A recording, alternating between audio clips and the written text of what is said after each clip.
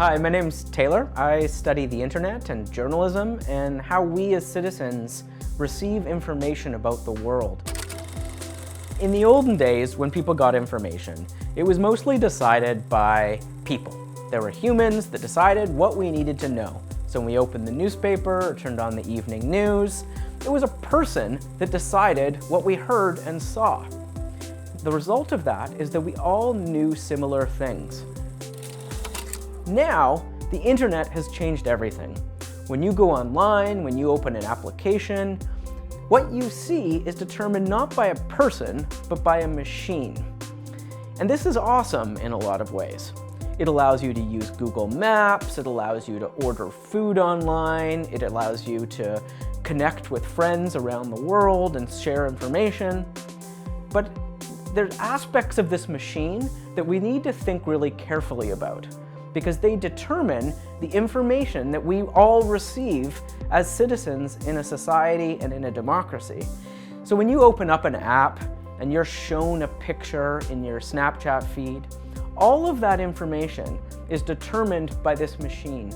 And that machine is driven by the incentives of the company that owns the website or owns the application. And the incentive is for you to spend as much time as possible inside that application. So they do things that make you feel very good about being there. They allow people to like your photos.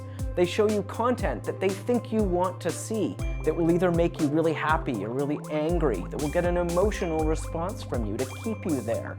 That is because they want to show you as many ads as possible when you're there, because that is their business model. They're also taking that same opportunity of you being in their app to collect data about you.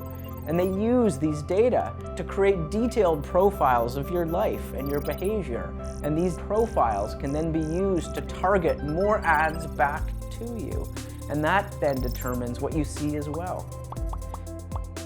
But all of this isn't just about the business model of these companies. It actually has an impact on our democracy. Because what we each see on the internet is highly customized to us, to what we like, to what we believe, to what we want to see or want to believe.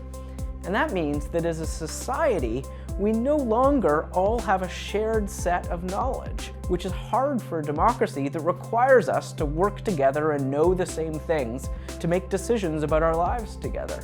When we all know different things, and we're all being siloed into our own little bubbles of information, it's incredibly difficult for us to get along with one another. We have no shared experience and shared knowledge.